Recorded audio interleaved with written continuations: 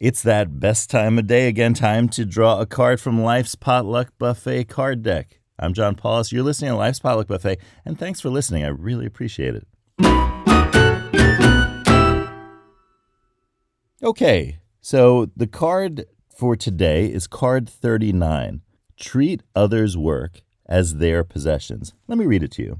We all have our jobs to do, and nothing is more annoying than when unasked we take it upon ourselves to do someone else's work. By doing so, we are stealing away a little bit of accomplishment from that person. It's like having an annoying tennis doubles partner who poaches all your shots. Be considerate and let others do their work. Now, consider ways you have micro-poached someone else's work in any context. Figure out the real reason you prefer to do their work rather than your own. I like this card because it provides a unique approach to thinking about other people's work and your work. I have rarely seen treatment of this issue of what I call micro-poaching. You'll notice this among all of the cards of Life's Potluck Buffet, that the idea of the small thing, this is a theme that runs throughout the cards, the idea of the micro-level signal that we're sending, whether it's a good signal or a bad signal, that is really important to understand and know about, because little things become big things, and little things are also tied to big things. In this case, we have a little thing, the micro poaching of somebody else's work instead of doing work that you should be doing. That is a canary in the coal mine. Do you know that expression?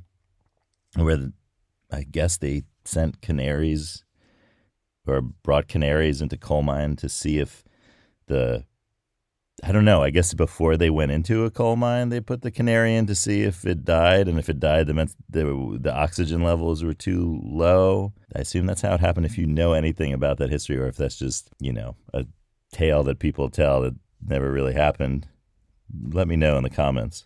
I'm curious to know. But this is really why those little things are so important, because they're like that canary in that proverbial coal mine. They tell us that something bigger is afoot. That's a very 19th century turn of phrase. And that we should pay attention. So all of the cards are this way. There's something little in all of the cards that we do, a little habit, a little action, that is actually a big thing, and that we should pay attention to these. The last sentence of the card 39, figure out the real reason you prefer to do their work rather than your own, says it all. Because in these cases of micro-poaching, I just thought of a really tiny poached egg, maybe a quail egg. That's micro-poaching too. I'm wondering if I should make an infomercial, 1990s style or 80s style, 90s style, yes, 90s style infomercial about the micro quail egg poacher. Buy yours today. You're not going to pay $99, not $89, not $79, not $69, but only 3 easy payments of $15.55. Oh wait, it's card 39. Only 3 payments of $13.39. Back to micro poaching. When I see people doing this in work contexts, I know that there is something about their own work that they are not either confident about, that they don't like, or that they can't do. And the can't do part is usually not the case, because ultimately they can do it.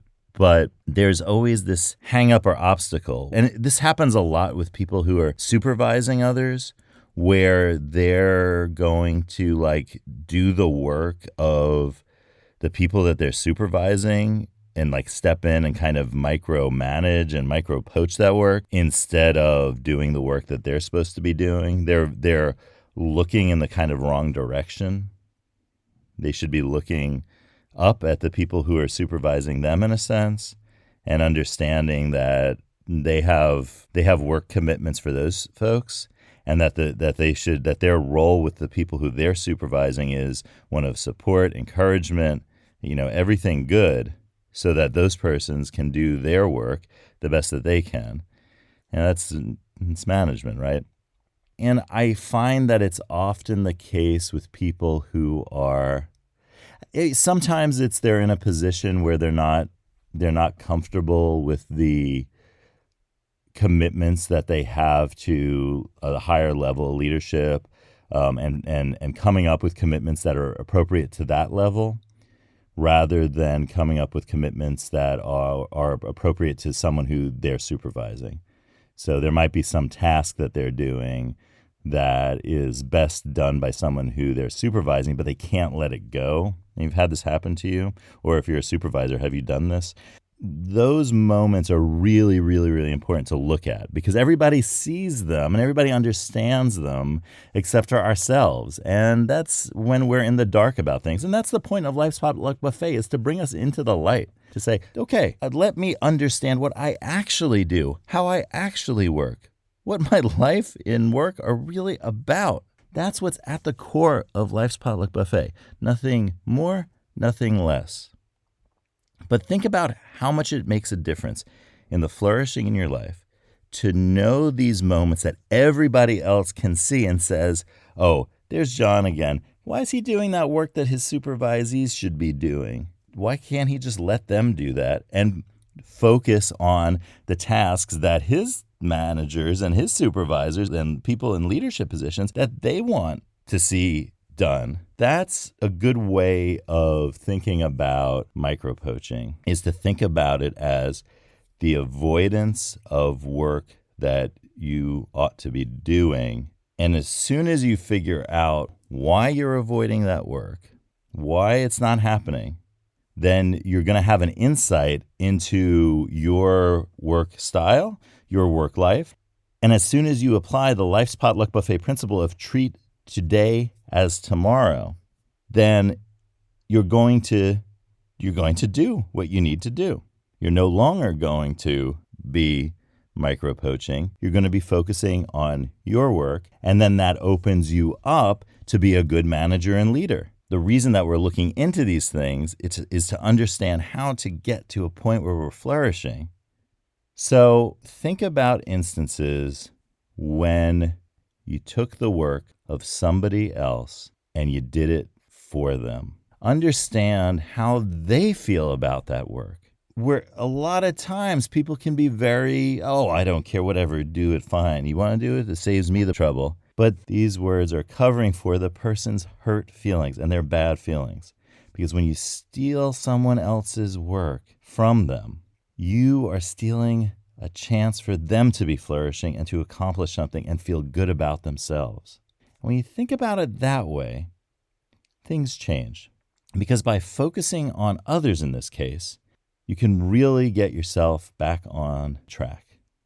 So if you just take a step back and say, how is this going to make this person feel if they don't have the opportunity to flourish because of getting this job done?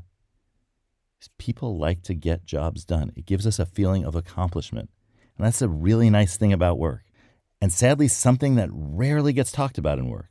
How work makes us feel about ourselves. How work gives us a rock to stand on. Let other people stand on that rock and bask in the glory of their accomplishments. And get ready to stand on your own rock for your own accomplishments.